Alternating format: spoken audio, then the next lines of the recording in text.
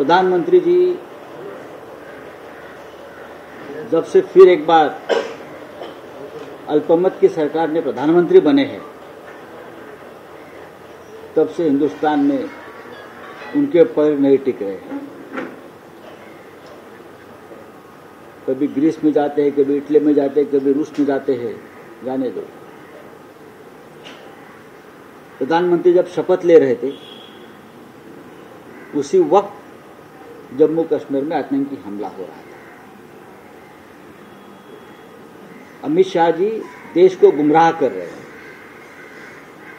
अगर आपने अमित शाह जी का बयान देखा होगा है कि जम्मू कश्मीर में पूरी तरह से शांतता है, सब कुछ कंट्रोल में है।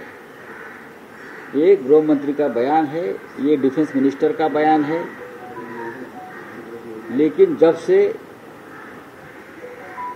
ये सरकार बनी है 10 साल से, खास करके 370 कलम हटने के बाद जम्मू कश्मीर की स्थिति बिघडती जा रही है, ये सच है।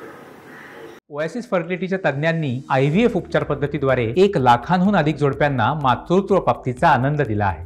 मोफत अपॉइंटमेंट बुक करण्यासाठी आजच संपर्क साधा। कितने जवान शहीद हो गए उस बारे में जरा आप हमें जानकारी दीजिए। 10 साल में या 370 कलम हटाने के बाद सबसे ज्यादा जवान शहीद हो गए हैं इस सरकार के कार्यकाल में जम्मू कश्मीर में। कल का हमला भी बहुत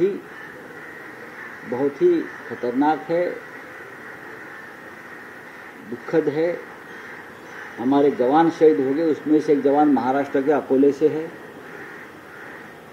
पुलवामा में हमला हुआ, उसके पीछे क्या साजिश थी अब तक बाहर नहीं आई है, और तब से हमले निरंतर जारी है।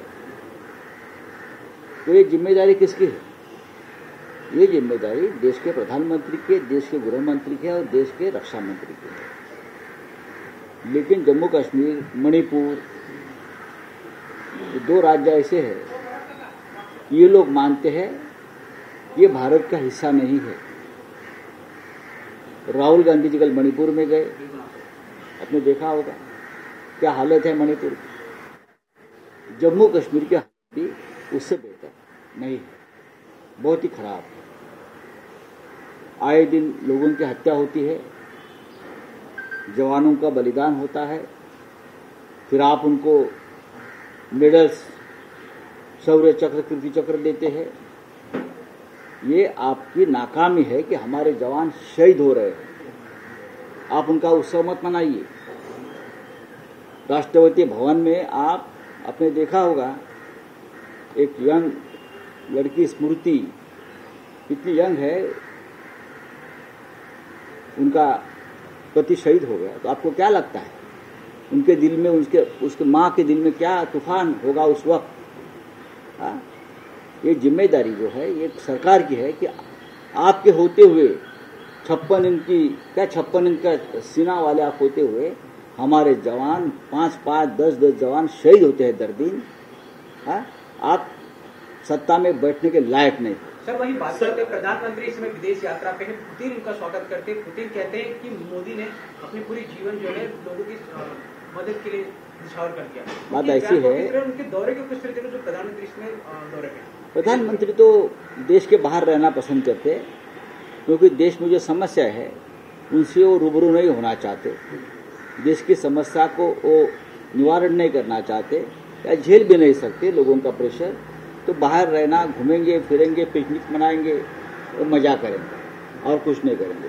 क्योंकि पुतिन जो बोलते हैं, कल और कोई प्रधानमंत्री होता मोदी जी के जगह पे तो पुतिन यही बोलता, पुतिन और कोई बात नहीं करते। जो पुतिन साहब लोकतंत्र को मानते नहीं है, वहां का पूरा विपक्ष खत्म कर दिया, एक तो जेल में है या उनको मार दिया, हत्या कर दी।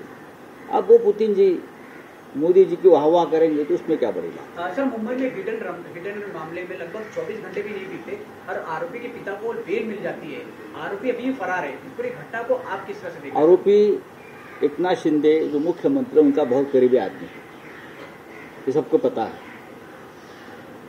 एक जमाने में उनका बिजनेस पार्टनर हुआ करता था मेरे हिसाब से, थाने डिस्ट्रिक्ट में उनके लिए काम करता। तो और क्या हो सकता है? कानून कहाँ है? न कानून जम्मू कश्मीर में है, न कानून मणिपुर में है, न कानून यूपी में है, न कानून महाराष्ट्र में है। तो यही होगा, जब तक ये सरकार चलेगी तब तक इस तरह से हिट एंड रन होता होगा और जो आरोपी है वो 24 घंटे में बाहर आ जाएगा। सर, महाराष्ट्र में वारकरी समाज का उत्सव चालू है। शरद पवार ने राहुल गांधी जी को निमंत्रण दिया। इस निमंत्रण के बाद विपक्ष जो है बीजेपी कह सकते हैं सवाल उठा रहे और शरद पवार की तुलना मौलाना से कर रहे। इस पूरी घटना को या पूरे वाकये बीजेपी बोलने से क्या होती है? कौन से मौलाना शरद पवार? आप कौन है फिर? हाँ, आप कौन है? क्या आपने क्या ठेका लिया है? क्या आपने ठेका लिया है हिंदुत्व का और ये सब समाज का? राहुल जी को निमंत्रण दिया है और ये लोगों की इच्छा है, लोगों की भावना है कि राहुल जी आए। जम्मू काश्मीरमध्ये दहशतवादी सत्र सुरू आहे, तुम्हाला काय वाटतं केंद्र सरकारची जी भूमिका आहे, जी धोरण आहे, त्याचा हा परिणाम वाटतो तुम्हाला? 5 जवानांच्या हत्या झाल्या, आपण त्याला बलिदान म्हणूया, हौतात्म्य म्हणूया। 5 जवानांवर ज्या प्रकारे हल्ला झाला ताफ्यावर पोलिसांच्या, आपल्या जवानांच्या 5 जवान शहीद झाले। गेल्या 1 महिन्यामध्ये हे सरकार आल्यापासून एकूण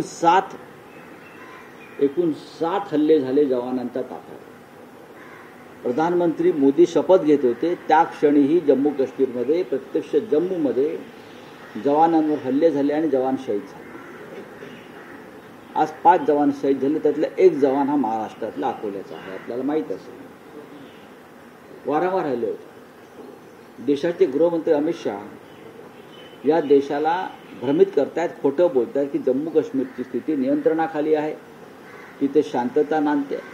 पण 370 कलम हटवल्यापासून जम्मूमध्ये अधिक अस्थिरता आणि अशांतता निर्माण झालेली आहे। जम्मू काश्मीरच्या विधानसभेला अद्याप टाळं लागलेलं आहे। जम्मू काश्मीरच्या विधानसभेच्या निवडणुका अद्याप घेऊ शकला नाहीत। हे कसलं लक्षण आहे? देशाचे प्रधानमंत्री परदेश दौऱ्यावर आहेत। शपथ घेतल्यापासून ते कधी इटलीला असतात, कधी ग्रीसला असतात, कधी दुबईला असतात, कधी रशियाला असतात आणि देशातले आमचे जवान ते शहीद होत आहेत।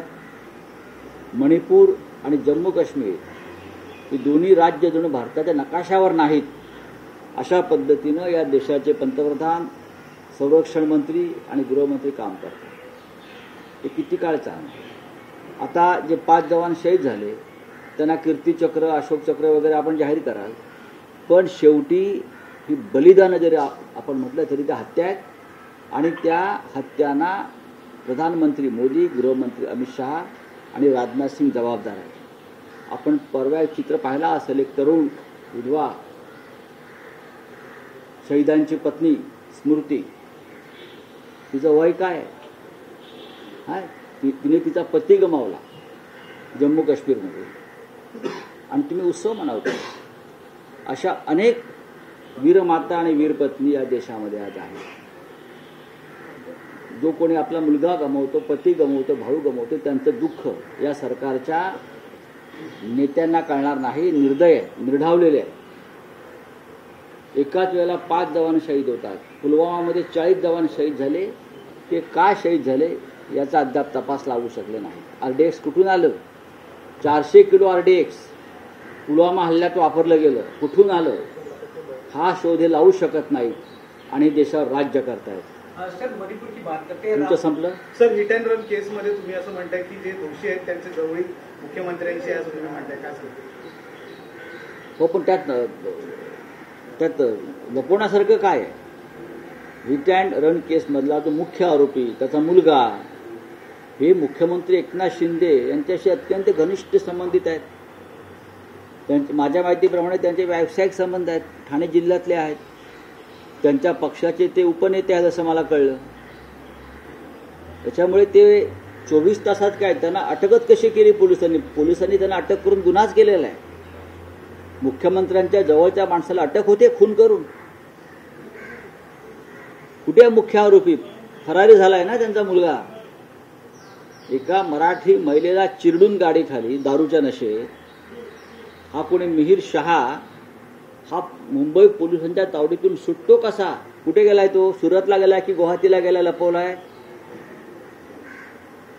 आरोपी मुख्य आरोपी हा सुरतला पळून गेला आहे, त्याला ठेवला आहे की गुवाहाटीला लपवला आहे, याचा खुलासा मुख्यमंत्र्यांना आणि देवेंद्र फडणवीस यांनी करायला हवा. वरळीच्या रस्त्यावर ज्या प्रकारे रक्तपात झाला, हिंसाचार झाला, गाडी खाली चिरडली गेली, एक दाम्पत्य मराठी कोळी दाम्पत्य, त्याला कोण जबाबदार आहे? दारूच्या नशे हे काय चाललं आहे? या मुंबई महाराष्ट्रात कायदा सुव्यवस्था आहे की नाही? पण ती नाही हे मला खात्रीनं सांगावं असं वाटतं. सर, राज्य सरकारने बारसुरिफाने जर 300 एकर जमीन जी आहे ती औद्योगिक क्षेत्र म्हणून जाहीर केली आहे, त्यासाठी विरोधकांकडून मोर्चा काढण्यात येणार. ठीक आहे, आमची चर्चा सुरू आहे त्या संदर्भात. सर, 12 जुलै रोजी विधानसभा परिषद निवडणुकांना आगामी विधानसभा निवडणुकापासून राष्ट्रवादीकडनं आज अजित पवार गटाकडनं आज सिद्धिविनायक दर्शन निघालं आहे. घेऊ द्या ना, त्यात नवीन घेऊ द्या की. हे सिद्धिविनायकाचं दर्शन घेत आहेत ही चांगली गोष्ट आहे. सिद्धिविनायक पाप पुण्य समजतं. पुण्य कोण करते, पाप कोण करते, चोऱ्या लांड्याला वड्या करून कोण माझ्या दारात पुण्यात्मा व्हायला येत आहे हे सगळ्यांना कळत असताना, त्याच्यामुळे ज्या प्रकारचं पाप एकनाथ शिंदे, अजित पवार या लोकांनी महाराष्ट्राच्या बाबतीत केलेलं आहे, सिद्धिविनायक कोणालाही अशा प्रकारे आशीर्वाद देत नाही. मुख्यमंत्री योजना प्रसिद्धीसाठी 5,500 कोटी देण्यात येणार. मुख्यमंत्र्यांच्या योजना प्रसिद्धीसाठी 5,500 कोटी. बरं, ठीक आहे. तिजोरीत पैसे आहेत का पहा. तिजोरीत पैसे आहेत का पहा. हे पैसे कुठून आणणार आहे?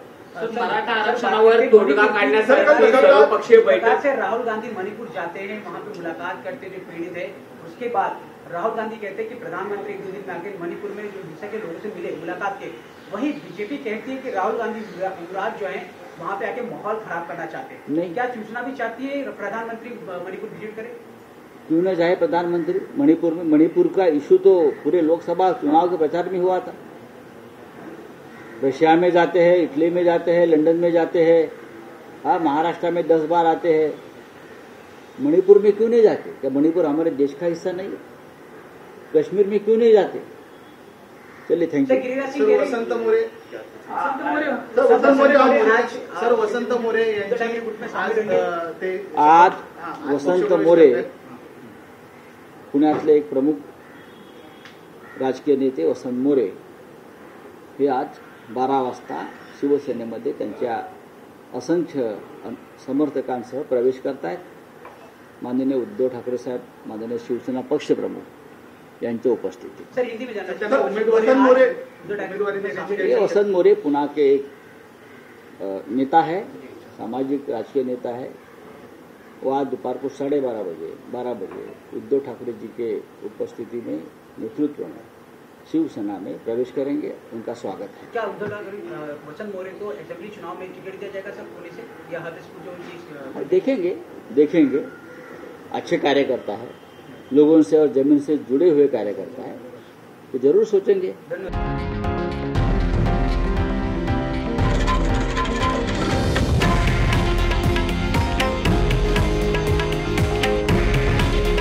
हे आहे देशातील नंबर 1 न्यूज नेटवर्क आणि आपण पाहत आहात TV9 मराठी. काळजी तुमची, हित महाराष्ट्राचं.